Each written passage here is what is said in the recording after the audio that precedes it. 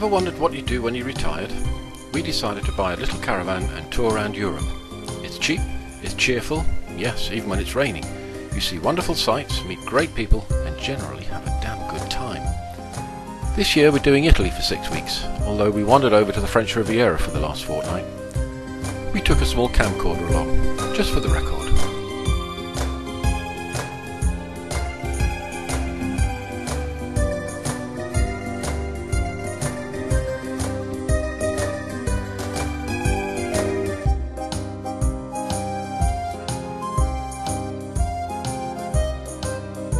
Yeah, it's good. I'm not quite sure if I got that right, but I think I sound convincing.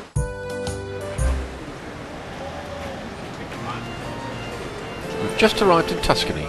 Our first excursion is to Pisa, with a stop for something to eat and a coffee, in order to fortify ourselves for the sightseeing to come.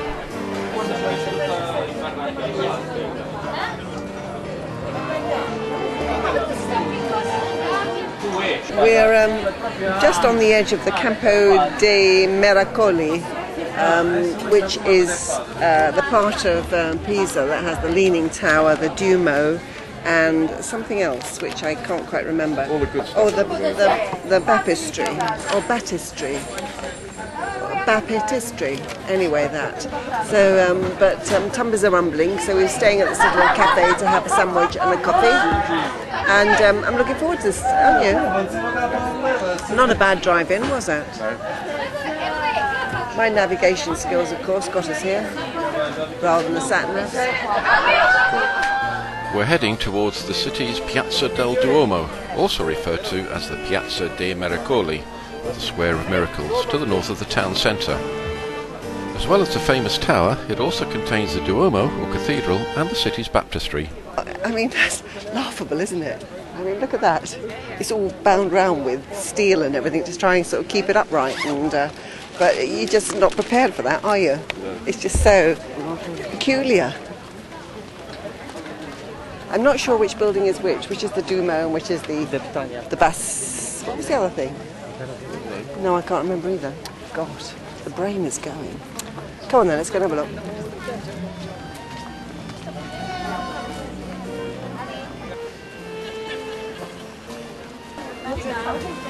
Yeah.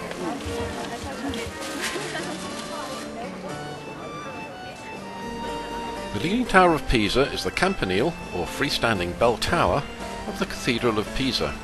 It's the third oldest structure in the Piazza del Duomo, after the cathedral and the baptistry. Although intended to stand vertically, the tower began leaning to the southeast soon after the onset of construction in 1173, due to a poorly laid foundation and loose substrate that has allowed the foundation to shift direction. The tower currently leans to the southwest. The height of the tower is 56.86 metres on the lowest side and 56.7 metres on the highest side. Prior to restoration work, the tower leaned at an angle of 5.5 degrees, but now leans at about 4 degrees, which means that the top of the tower is nearly 4 metres from where it would stand if the tower was perfectly vertical. We need tickets and we need to get them from over there. Okay. All right? Okay. Do you want to hang about here while I go and get them? Yep. I'm not really sure what I'm doing. Well, no change there then. Will you be helpful or not? No. Okay. Don't move. Ecco, quello che non l'ho mai visto. Io conduco, How many Italians does it take to sell a ticket? Guess. 2. Huge queue, 3 spaces open, three desks open, 2 looking very seriously away from everyone, and just 1 open. Anyway, okay, so it cost €6 each, and we're going to see the baptistry and the Duomo. And to be honest, I've not a clue which is which. Okay. Well, this one to your left. This one here. No, the other one. There's a whole gang of school kids just got in there. Well, we'll go somewhere else first, shall we? Yeah, sure. I don't even know if I got a ticket for this one. But I haven't got for the Leaning Tower because you've only got 30 minutes, and what's the point of going in? All you want to see is the outside, really, isn't it? We're actually going to look at the Duomo first. The heart of the Piazza del Duomo is, obviously, the Duomo, the medieval cathedral, named after Santa Maria Assunta, or Saint Mary of the Assumption. Construction began in 1064 by the architect Busquito, who was the originator of the distinctive Pisan Romanesque style in architecture. The mosaics of the interior, as well as the pointed arches, show a strong Byzantine influence. The interior is faced with black and white marble and has a gilded ceiling and a frescoed dome.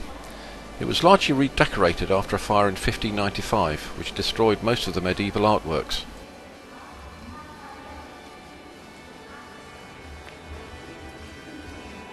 The elaborately carved pulpit, which took 8 years to make from 1302 to 1310, and which survived the fire, was made by Giovanni Pisano and is a masterpiece of medieval sculpture. It was packed away during the redecoration and wasn't rediscovered and re-erected until 1926.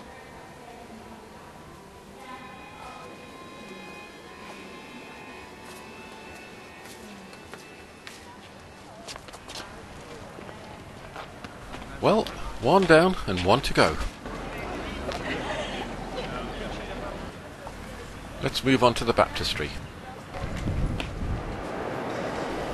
Construction of the baptistry of St. John started in 1152 by the architect Dio de Salvi, replacing an older baptistry, and was completed in 1363.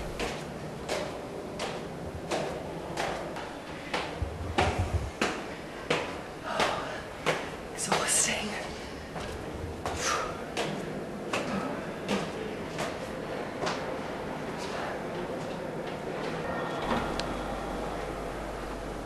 The baptistry is the second building in chronological order in the Piazza del Duomo.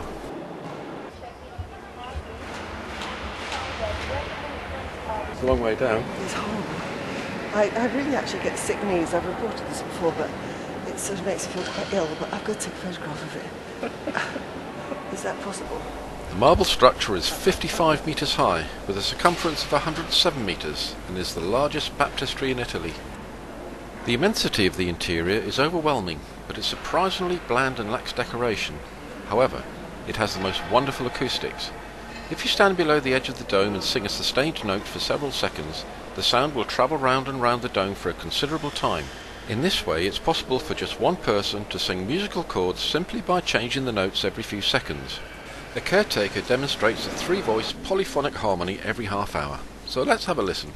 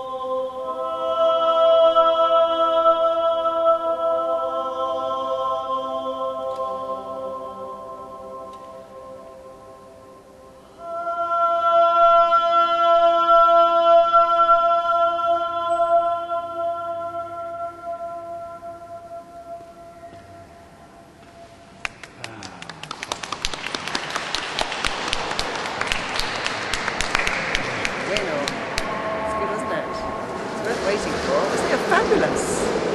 Wasn't it fabulous? I felt as though I was standing here in the 11th century or something. Just absolutely fantastic. Ooh, shivers. Come on.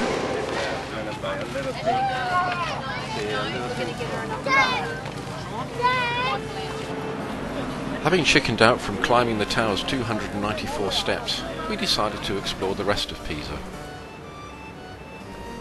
Palazzo della Carovana is a palace in Knight Square, presently housing the Scuola Normale Superiore di Pisa. It was built between 1562 and 1564 by Giorgio Vasari for the headquarters of the Knights of St. Stephen. The name, meaning Palace of the Convoy, derives from the 3-year period undertaken by the initiates of the order for their training, called La Carovana. Pisa itself lies on the right bank of the mouth of the River Arno by the Ligurian Sea. It's the capital city of the province of Pisa. Although Pisa is known mainly for its leaning tower, the city of over 87,500 residents contains more than 20 other historic churches, several palaces, and various bridges across the River Arno.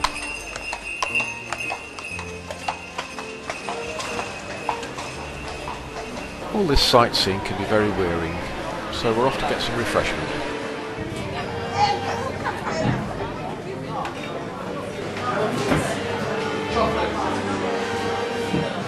Look at that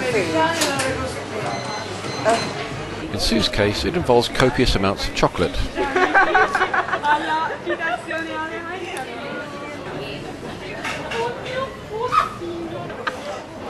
That is the finest filo pastry, stuffed full of Nutella, chocolate spread.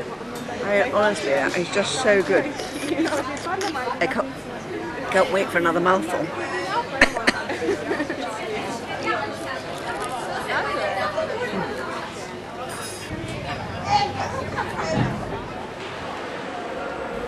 The city is also home to a large university with a history going back to the 12th century.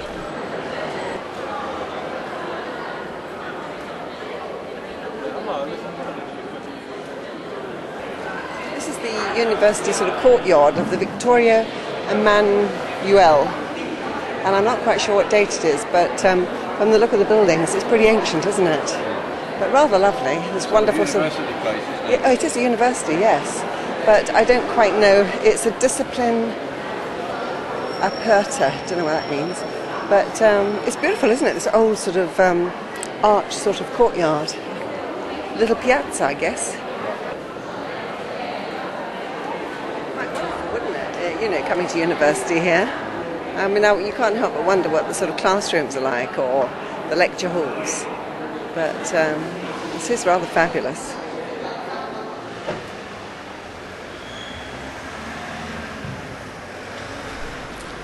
Now Sue's always going on about Italian style, but to me it's just a collection of clothes. So what defines Italian style?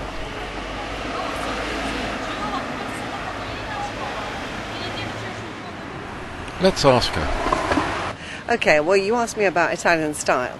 Well, in Pisa we haven't seen much of it because it's a very young town full of university students, and clearly they haven't got enough money to be paying the sort of euros for shoes and beautiful bags that others in Italy can afford. But I like Pisa, don't you? But anyway, back to Italian style. They all wear the sunglasses, of course, and some of the blokes look fabulous. I just love the stuff they wear. You know, their pale coloured trousers, their lovely loafers, and one or two are handsome as well. So I know you've been enjoying the girls, but I can also look at the boys. So now we've got to find our way back to the historic centre, which I think we'd be safely go back this way.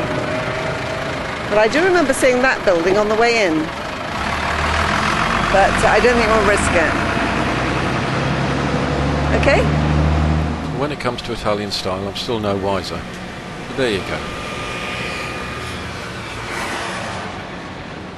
Whatever it is, it's nice to look at.